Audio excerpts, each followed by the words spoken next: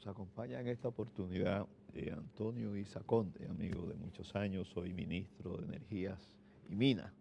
Con él podemos conversar sobre muchos temas porque ha tenido una vida dilatada y con muchas experiencias acumuladas, vamos a decirlo así. Bueno, tú dices amigo de muchos años, pero también compañero de muchas travesuras. ¿Cómo se pueden calificar ahora?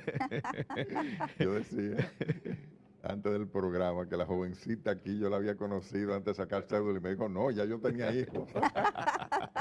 Bueno, Tony, precisamente esta conversación quiero que empecemos con eso. El presidente en su discurso dijo como que viendo las manifestaciones de la ciudadanía empoderada en este tema de las firmas del Libro Verde, les recordó sus años de militancia en la universidad. ¿Cómo se siente Tony Isa viendo esa participación de la ciudadanía, rememorando también Desde su el pasado? primer momento lo apoyé. Y dije claramente que hay momentos que las sociedades necesitan de un movimiento telúrico para arrancar de cuajo una serie de lacras sociales como es casualmente la corrupción. Las sociedades necesitan de la participación del pueblo para poder avanzar. No hay progreso si no hay una sociedad comprometida, una sociedad que se empodere de sus problemas y eche para adelante. Aunque advertía que el único cuidado, porque me preocupa, yo he vivido 50 años participando en los movimientos sociales, que la politiquería no contaminara el movimiento. Porque mi experiencia me ha dicho que mientras menos contaminado por la política, más exitosos son los movimientos. Y yo añadiría, ahora que estoy con amigos que he compartido inquietudes de la sociedad civil, que otra cosa que yo quisiera que se cuidaran, porque para mí es importante que ese movimiento se mantenga fresco, activo, aportando cosas, porque puede ayudar mucho a que la sociedad avance. Esos son los gérmenes de la división. Regularmente el gran problema de los sectores más progresistas de este país es el individualismo, que divide y destruye los movimientos. Incluso a veces me preocupa que teniendo una escopeta de un solo tiro pretendan matar todos los pájaros. Tienen que centrarse en las cosas fundamentales e ir paso a paso. Si tú quieres caminar 1000 millas, tienes que dar los primeros pasos. Entonces hay ese peligro de la dispersión. A veces yo veo que en un pueblo, una reivindicación por una calle se convierte en una lucha por la emancipación de todos los problemas que tiene, y a la larga se van con la mano vacía. Entonces yo creo que esas son de las cosas que es importante, porque en esa medida maduramos todos.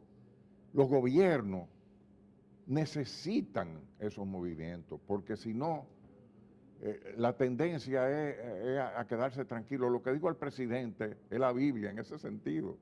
Yo lo decía con otras palabras, no como lo dijo el presidente, que hay veces que un corredor necesita tener detrás el soplido de alguien, porque si va solo, a veces se descuida. Y esas son las cosas que yo creo que tenemos que reivindicar.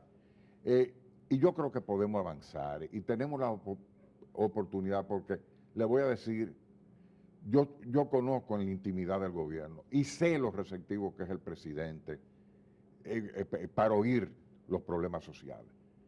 Ahora, al presidente no se le puede pedir que se precipite en nada, él mismo lo ha dicho. Él una vez, en una reunión con periodistas, dice, yo soy de mecha larga, no de mecha lenta, yo reflexiono las cosas, pero tomo las decisiones. Y cada vez que ha tenido que tomar una decisión, la ha tomado por el camino correcto. Incluso yo creo que lo que tenemos que hacer es ayudarlo. Lo mismo que con el procurador, es un muchacho joven. Óyeme, vamos que él se sienta que tiene un apoyo, pero no solamente que tiene un apoyo, pero que también hay gente empujándolo, porque eso le va a permitir actuar como se debe actuar. Necesitamos rescatar la confianza.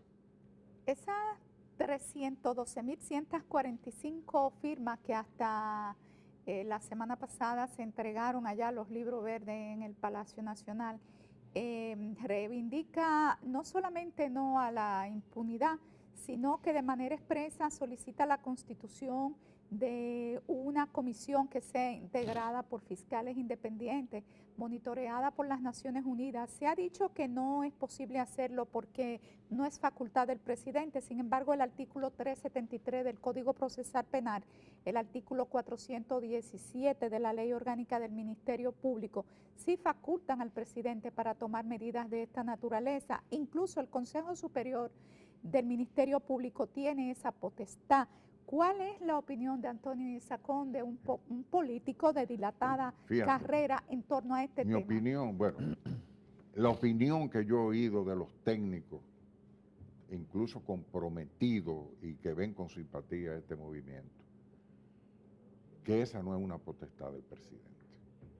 Y que en un país a donde nosotros hemos estado luchando de la sociedad civil por disminuir lo que es el presidencialismo, no se le puede pedir al presidente que haga lo que constitucionalmente no es su facultad. Eso es facultad de otro organismo.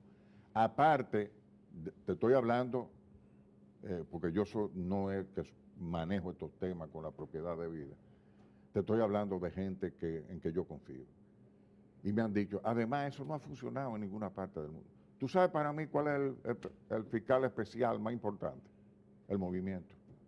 Si el movimiento se mantiene virgen, si no se deja contaminar por la politiquería, si se mantiene fresco, presiona, con un presidente como que tenemos y de la manera que ha ido actuando la Procuraduría, yo creo que nosotros podamos cambiar todo lo que ha sido la historia en esa materia. Pero es que este es el único país donde no hay un solo detenido y aunque decimos que tenemos especiales condiciones en las negociaciones con Brasil, sucede ya que en los otros países la justicia ha actuado, los fiscales independientes, inclusive en algunos países con comisiones reforzadas por Naciones Unidas, mira, ya han actuado. Es posible que tuvieran en sus manos más pruebas. Yo te voy a decir, yo creo que lo que está haciendo el procurador va por buen camino. Y si tú te pones a analizarlo con frialdad, vas a ver todos los pasos que está teniendo.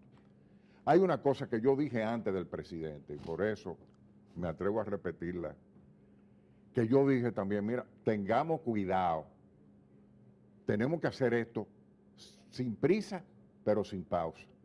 Porque si presionamos demasiado y va a la justicia un expediente mal instrumentado, se nos puede caer como ha pasado con muchas cosas aquí y eso tenemos que evitarlo. El otro tema, qué bueno que tengamos, ¿cuál es la situación del país? Este es el gobierno que más ha hecho en toda América Latina y en los últimos años, porque yo por trabajo que hacía anteriormente tenía que ir monitoreando eso, para crear los instrumentos estructurales para evitar la corrupción. El sistema de compra y contrataciones, la ley única del tesoro, una serie de cosas, incluso el último decreto. Hay una serie de instrumentos legales tremendos. ¿Cuál es el problema? El régimen de consecuencias. Y ese régimen de consecuencias es el que nosotros debemos tratar de que se establezca. Que el problema no se quede, vamos a suponer, se terminó el caso de Odebrecht, aparecieron culpables o no aparecieron culpables, ahí no puede terminar la cosa. Tiene que haber un régimen de consecuencias que haga que cualquier funcionario lo piense dos veces antes de meter la mano. Porque lo de Brecht es el caso ahora mismo no actual, pero ¿cuántos Odebrecht hemos tenido en este país, en otros países? ¿Y cuáles han sido las consecuencias históricas? Tenemos que establecer un régimen de consecuencias. Y ese régimen de consecuencias no es solamente a nivel de la justicia o del gobierno, sino de la propia sociedad. Porque yo he dicho, porque lo he vivido y he visto, óyeme, que también la sociedad tiene que establecer su régimen de consecuencias. Aquí, muchos de esos que todo el mundo sabe que son corruptos, algunos incluso descargados por la justicia, habiendo pruebas que la sociedad dice, pero ¿cómo es posible esto? Que se pasean por ahí, van a los clubes y lo aplauden, hasta que quieren declararlos héroes nacionales. Óyeme, yo creo que, por ejemplo, en esas manifestaciones tiene que caber todo el mundo, porque yo creo que quede verdad. Oye, pero hay gente que yo quisiera que los organizadores le dijeran, oye, por favor, ven, que tú tienes cabida aquí, pero ponte un letrerito por lo menos que diga corrupto arrepentido. Señores, tenemos que crear un régimen de consecuencias. Si todo este movimiento nada más se queda en Odebrecht y en esta cosa, la sociedad no habrá avanzado lo que tiene que avanzar. Tenemos que ir mucho más allá, construir estructuras, fortalecer los instrumentos judiciales y del gobierno para establecer régimen de consecuencias para todo aquel que delinca. Eso es la visión como yo veo las cosas. Y le digo, esa visión que yo tengo, que lo he manifestado antes, es la misma visión que expresó el presidente en su discurso. Pero además, yo, conociéndolo en la intimidad, sé que es abanderado de esas ideas y que va a hacer todo lo posible porque el país avance en esa lucha. Estamos a la espera hoy de la decisión del juez que tiene a su cargo el expediente de Odebrecht se homologue o no. Y también estamos a la espera del informe de la comisión especial que hizo el presidente para conocer sobre la licitación y la adjudicación de Odebrecht. ¿Cuáles son las expectativas de Antonio Isa Conde sobre homologación informe? Bueno, yo espero que se homologue un acuerdo como eso, porque eso nos daría posibilidad de avanzar más rápido en esta cosa, porque yo voy a lo estructural. Lo que queremos es que caiga quien caiga. Para nosotros, extirpar esto es de raíz, porque podemos cortar perfectamente la hierba y dejar las raíces y sale de una vez. Y acuerdos de esa naturaleza nos van a permitir ir al fondo de las cosas y a ver efectivamente con las pruebas documentales necesarias de quién ha metido la pata, si la han metido, o si no, todo lo contrario, entonces la sociedad estaría mucho más tranquila. De la comisión, yo lo he dicho esto muchas veces, hay algunos que dicen, no, que esa comisión no va a hacer nada, que esta comisión, digo yo, mira, y yo me he puesto a pensar de manera objetiva, conociendo muchos de ellos, gente que se ha pasado una vida construyéndose un nombre, va a esta altura comprometerse con un informe amañado. Yo no veo a Agripino, a Pepín, a Servio Tulio y a todos los que están ahí capaces de hacer eso. Tú puedes confiar o no confiar en ellos, pero vele el historial, se van a arriesgar a hacer algo que lo señale. Yo creo que no. Y por eso, vuelvo y digo, el problema es que tenemos que rescatar la confianza, una confianza que hemos perdido por muchas cosas, por no haber establecido un régimen de consecuencia, entre otras. Pero esta es nuestra oportunidad y tenemos que apoyar todo lo que está caminando. Ahora, ser críticos si hay un fallo real. No trabajar en base a presunciones y sobre todo a desconfianza preestablecida. No, yo creo que de ahí no va a salir nada. Yo creo que ese es un vendido. Por Dios, tenemos una oportunidad y esa oportunidad tenemos que construirla sobre la base de la confianza y de la vigilancia social. Si nos fallan, entonces nosotros sí lo podemos señalar con el dedo. Pero mientras tanto, construyamos esa confianza. Nosotros queremos hablar con el con el ministro de Energía y Minas de otros temas tan relevantes en este momento para el país, pero quiero puntualizar que se ha expresado no desconfianza graciosamente de la comisión per se, sino porque hay casos donde se ha dicho que los comisionados fueron nombrados sin ser consultados. Y en el caso de Monseñor Agripino Núñez Collado, se cuestionó de manera abierta el hecho de que él era miembro del consejo de dirección de una firma que está trabajando con la Odebrecht y que por consiguiente, justamente en la recuperación de la confianza, lo que valía la pena era que él se quedara en la empresa Odebrecht, en el consejo, y que no presidiera la comisión, porque inclusive él podía ser llamado por la justicia a pedirle su opinión. Mire, en Perú, todas las empresas subcontratistas de Odebrecht acaban de hacer un comunicado público desligándose del escándalo. ¿Por qué en el país no hay también en esa solicitud que usted hacía de que si había un corrupto en el Movimiento Verde, al menos se pusiera un letrero de es corrupto? ¿Por qué también por parte de la empresa y del Estado no se toman medidas más institucionales, salvaguarda para generar esa confianza? Bueno, quizá podríamos haber establecido una comisión totalmente, absolutamente pura. Ahora, los procesos sociales y políticos no se hacen en un laboratorio químicamente puro. Están sujetos a las circunstancias, a los nombres que se le ocurren a Pero alguien cuando tampoco está en uno contaminado. Y entonces, yo creo que tenemos esa comisión. Y entiendo que en esa comisión ahora mismo lo que necesita es sentir que la apoyan y la vigilan. Y en esa medida yo creo que podemos lograr mejores resultados, porque eso es un hecho, eso está ahí, la comisión está ahí, está haciendo el trabajo.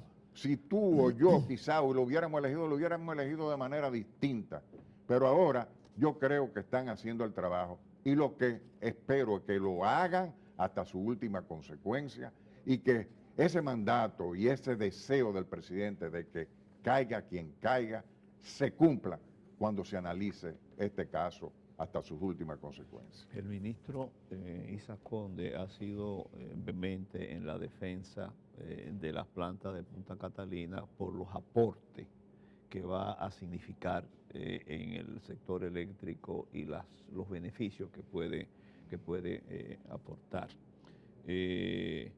Sin embargo, uno se pregunta, frente a los aportes que va a hacer, ¿es defendible hacer una gran inversión cuando el 30% de la producción se va a desperdiciar?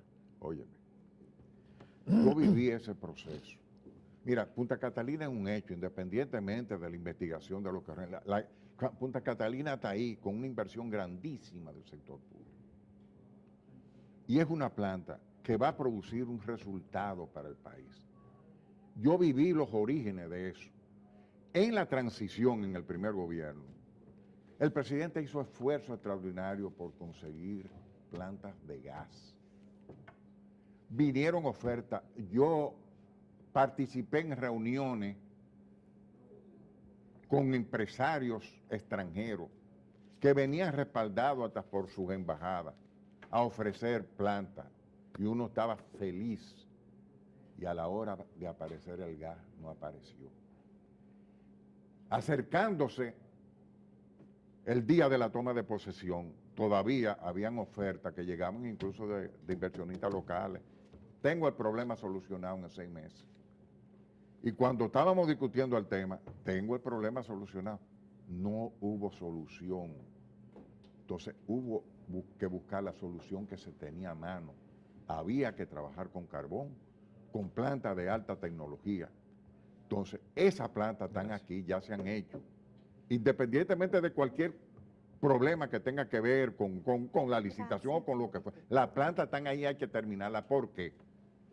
Desde el momento que esa planta entre, porque es una planta eficiente, automáticamente va a estar entre las primeras en despacharse. Eso en idioma eléctrico significa que las más eficientes son las que primero entran. Y después, en la medida que el sistema va demandando más electricidad, van entrando las menos eficientes. Pero ahora mismo, la más ineficiente, la más contaminante, están trabajando porque necesitamos electricidad. Desde el momento que esa planta entra, estas saldrán del sistema. Y tendremos una matriz mucho más barata, pero menos contaminante, porque las emisiones que puede hacer esa planta, que es de última generación, son mucho menores que toda la planta que va a sacar. Y estoy hablando de las plantas formales del sector. Pero, ¿para qué hablar de todas las planticas que tenemos en nuestras casas, en nuestras industrias y lo contaminantes que son? O sea, pero además eso va a significar para el gobierno 441 millones de dólares de economía que lo pueden usar para salud, para educación, para muchísimas cosas que ahora se está tirando en un barril sin fondo. O sea, lo que nosotros tenemos que ser realistas, no nos dejemos engañar por lo superficial, que las ramas no nos impidan ver el bosque. ¿Qué es lo que hay? La planta, y óigame, la planta no ha comenzado a funcionar y ya han traído beneficios. ¿Sabe cuál beneficio? Si no hubieran existido esa planta y se vencen los acuerdos de Madrid, la licitación no hubieran tenido el nivel que tienen ahora. La capacidad de negociación del gobierno se hubiera reducido. Con esa planta le dio capacidad de negociación al gobierno. Y como esas plantas están ahí, a la hora de la licitación, los precios han sido menores y no han comenzado a funcionar. O sea, que esto es un problema de ganar, ganar, no obnubilarnos con las cosas que no tienen que ver nada con esa realidad, que son esas plantas que están ahí y en las cuales se ha invertido tanto dinero, pero que están llamadas a ayudar a solucionar un problema nacional. ¿Que con eso vamos a resolver todos los problemas del sector eléctrico? No. Eso es una parte del problema. El problema hay que verlo de manera integral. No. Tenemos que seguir trabajando por la reducción de las pérdidas. Eso. Tenemos que ir trabajando por hacer más eficiente la distribuidora. Tenemos que hacer muchas cosas en materia de transmisión, etcétera. Pero esa es una parte fundamental. Y vuelvo y digo, y es el camino que nos va a abrir la puerta para hacer otras cosas. Ya estamos trabajando seriamente la disminución de la pérdida. Esto implica inversiones. Pero por cada punto que se disminuyan las pérdidas hay que invertir más de 50 millones de dólares mejorando líneas, etcétera. Ese dinero ya está en el presupuesto nacional, pero desde el momento que entre Punta Catalina tendremos disponibilidad para invertir más, si se quiere en eso, aparte de que se puede invertir en otros sectores. Bueno, se nos quedaron muchísimas cosas en el tintero. Vamos a tener que programar prontamente otra entrevista con el ministro de Energía y Minas, don Antonio Isa Conde. Muchas gracias por aceptar nuestra invitación y le despedimos con el acostumbrado cafecito Santo. Gracias a usted. Está muy bueno.